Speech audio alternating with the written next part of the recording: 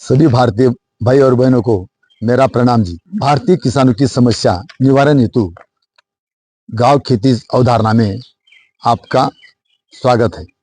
आज मैं doubling the farmers income यानी कि किसानों की आय दोगुनी करना, इस कमेटी ने जो रिपोर्ट लिखा है उसका दूसरा भाग मैं अभी आज आपको बता रहा हूँ। इन्होंने क्या सिफारिशें की है, एक तरफ कमेटी ने की हुई सिफारिशें और दूसरी तरफ मेरे किताब में मैंने बनाई हुई संकल्पना अवधारणा। तो फिर इसका कंपैरिजन मैं आपको बताने वाला हूँ। ये कमेटी ने वास्तव में क्या करना चाहिए और क्या नहीं करना चाहिए ये बताया ही नहीं। इसलिए ये कमेटी की सिफारिशें ग्राउंड पर यानी कि गांव स्तर पर अमल करना कदापि शक्य नहीं है, ये कर भी नहीं सकते। अभी पिछली बार मैंने 3-4 सिफारिशें बताई थी, अभी मैं अगली सिफारिश बता रहा हूँ। 7 नंबर की सिफारिश इनकी, किसी भी कीमत पर से लेकर न्यूनतम लागत तक और किसी भी दृष्टिकोण से लेकर टिकाऊ दृष्टिकोण तक की विशेषताओं के साथ एक संपूर्ण उत्पादन रणनीति अपनाए और साथ ही एक मांग और आपूर्ति श्रृंखला बनाए। अभी देखिए, मांग और आपूर्ति श्रृंखला बनाना है तो फिर इसके लिए गांव स्तर पर एक यंत्रणा चाहिए, यानी कि गांव खेती केंद्र चाहिए। और उसमें मैंने तो गांव खेती केंद्र बनाने की सिफारिश तो की है, साथ ही www.gavkheti.in वेबसाइट के माध्यम से बाजार में कृषि वस्तुओं की मांग और आपूर्ति का एक संकेत स्थल भी तैयार किया है। इससे सभी प्रकार की कृषि वस्तुओं के मूल्य में वृद्धि सुनिश्चित होगी, इसकी मुझे गारंटी भी है। साथ ही जल्दी खराब होने वाली सब्जियां कभी भी सस्ते दाम पर नहीं बिकेगी, क्योंकि जब बाजार की मांग रहेगी तब सब्जी बाजार पेट में जाएगी, तब तक नहीं जाएगी। यानी कि बाजार पेट की मांग और सप्लाई, इसका पूरा नियोजन मैंने करके रखा है, क्योंकि मांग और आपूर्ति की योजना बनाई जाएगी। साथ ही वेबसाइट और गांव खेती केंद्रों के माध्यम से जल्दी खराब होने वाली वस्तुओं को टिकाऊ बनाने के लिए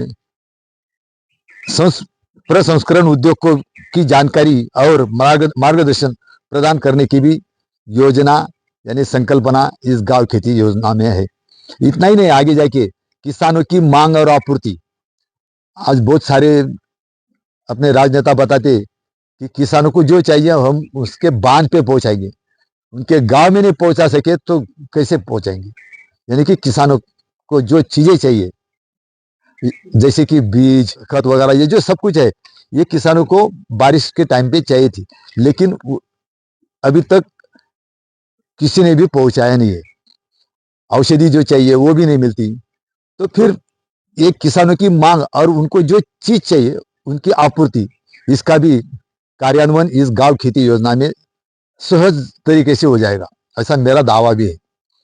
अभी ये जो कमेटी है, ये कमेटी की अगली सिफारिश में अभी आपको बताता हूं।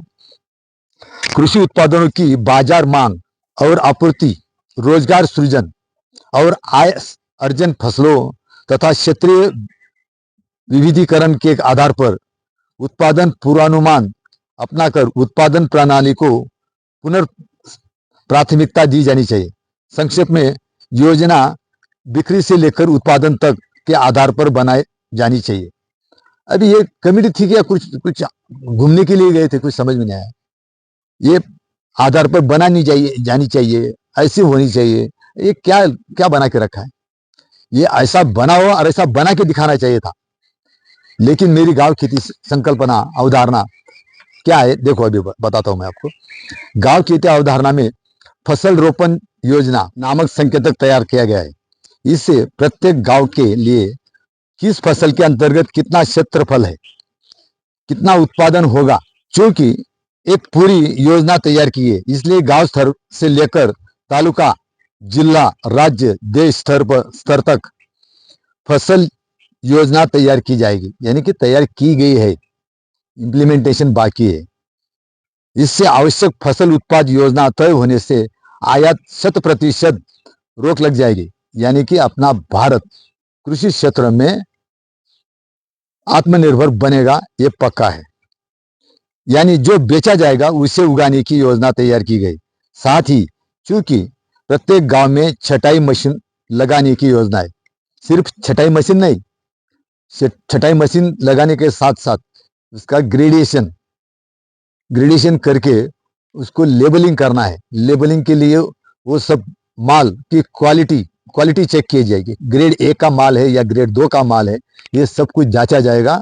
फिर उसके वो माल के ऊपर, जैसे दूसरे देशों में हर एक चीज पे लेबलिंग रहता है, date of manufacturing, date of use before this, and उसकी गुणवत्ता के जो क्राइटेरिया है वो सब लगाए जाएंगे। तो किसानों का जो माल है वो 2 गुना बेचा जाएगा, यानी कि डबल डबल भाव मिलने लगेगा। किसान कब मिलेगा? तो किसान बेचेगा ही नहीं, इतना सब कुछ हो सकता है।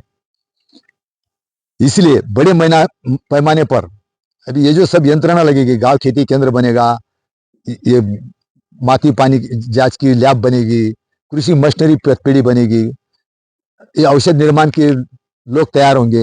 ये सब की वजह से बड़े पैमाने पर रोजगार सृजन संभव है, और ये रोजगार कम से कम 50 लाख से आगे होगा गांव गांव में, ये मुझे पूरा विश्वास भी है। अभी मैं आपको इस समिति की अगली सिफारिश बताता हूं। जल को कृषि उत्पाद में एक निर्धारक कारक माना जा सकता है, जिसके लिए जल प्रबंधन को सर्वोच्च प्राथमिकता दी जानी चाहिए। इसके लिए कई विकल्पों पर विचार किया जाना चाहिए, जैसे अतिरिक्त जल स्रोत बनाना चाहिए, पुनर्भरण और उसकी स्थिरता के माध्यम से भूजल को बचाना, जलवायु आधारित कृषि आदि। ये है सिफारिश इनकी। लेकिन मैं क्या बता रहा हूं, यानी कि गांव खेती संकल्पना क्या बोल रही है, ये आपको बताता। कृषि प्राकृतिक आधारित है, यानी कि प्रकृति के आधार पर ही कृषि होती है, यानी ये मौसम केंद्रित है। मौसम के अचानक बदलाव से कृषि को नुकसान होता है, क्योंकि गर्मी, हवा, जोर से हवा, बड़ी बारिश, तापमान, आर्द्रता आदि कारकों की जानकारी उपलब्ध नहीं है, क्योंकि मौसम केंद्र ही नहीं है हर एक गांव में। इसलिए किसान तकनीकी तरीके से कृषि की योजना नहीं बना सकते। वैकल्पिक रूप से कृषि और किसानों को भारी नुकसान होता है। आमतौर पर हर 10 किलोमीटर पर मौसम में बदलाव होता है, ये मैंने खुद देखा है। यानी हर गांव का मौसम अलग अलग होता है। मौसम के कारकों के आधार पर कृषि करने में सक्षम होने के लिए हर गांव में एक स्वयंचलित हवामान केंद्र स्थापित करने की आवश्यकता है, जिससे मौसम की जानकारी स्वयंचलित रूप से संकेत स्थल बिंदु पर आती रहेगी। उससे किसान मौसम आधारित खेती कर सकते हैं और अच्छे कृषि उत्पाद प्राप्त कर सकते हैं, और प्राकृतिक नुकसान से बच भी सकते हैं। इसके लिए हवामल सूचक की योजना संभव है। ये हवामल सूचक ही मैंने बना डाला है। साथ ही गांव खेती केंद्र जल उपयोग प्रतिबंधन का मार्गदर्शन करना आसान हो जाएगा। देखिए, ऑस्ट्रेलिया, इजराइल, चीन, अमेरिका, इन देशों ने हर गांव में स्वयंचलित मौसम केंद्र लगाए हुए हैं। एक बहुत बड़ा बोर्ड रहता है, उसके ऊपर अपने आप अभी तापमान इतना है, ये बारिश आने वाली है, हवा की रुख ये है, और हवा ये स्पीड से बह रही है, ऐसी सब कुछ जानकारी। अभी मैं आपको इन कमेटी की 10 नंबर की सिफारिश बताता हूं। उत्पादन बढ़ाने के लिए किसानों को अंततः मिलने वाले शुद्ध लाभ पर ध्यान केंद्रित करें। फसलों की तकनीकी संरचना में बदलाव करें। आवश्यकता अनुसार बीजों की पुनर्जांच करें, यानी कि बीजों की जांच करने के लिए इन्होंने बताया है। प्रत्येक मौसम के लिए एक फसल प्रणाली अपनाए, न कि प्रति मौसम अधिकतम उत्पादन। एकड़ सूखाग्रस्त जिलों के सत्यापन के लिए जल उपलब्धता के अनुमान पर निर्भर न रहे। इसके लिए फसल नियोजन और उत्पादकता कारकों को ध्यान में रखना चाहिए। ये इनकी सिफारिश है। तो गांव खेती अवधारणा में क्या मैंने कहा है, देखिए, गांव खेती अवधारणा की मेरी फसलें योजना के अंतर्गत हमारे देश में उत्पादित 224 प्रकार की फसलों के बीज, पौधे, कलम, खेती तकनीकी, जल मृदा प्रबंधन, फसल सुरक्षा, पालन, कटाई, भंडारण, विपणन आदि की तकनीकी और वैज्ञानिक जानकारी फसल के अनुसार वीडियो के माध्यम से उपलब्ध कराने की योजना है, संकल्पना है। इससे किसान आधुनिक तरीके से खेती कर सकेंगे। ये इनका बड़ा सवाल मैंने छोटे से इंडिकेटर से खत्म कर दिया, क्योंकि वास्तव इन्हें मालूम ही नहीं है। इन कमेटी सदस्यों ने ये जो लिखा है ना, ये सब ये सिर्फ अपना जो स्टडी रहता है वो हिसाब से लिख डाला, लेकिन किसानों के हिसाब से क्या करना चाहिए और क्या नहीं करना चाहिए ये क्यों नहीं बताया, इससे मुझे बहुत बुरा लगता है।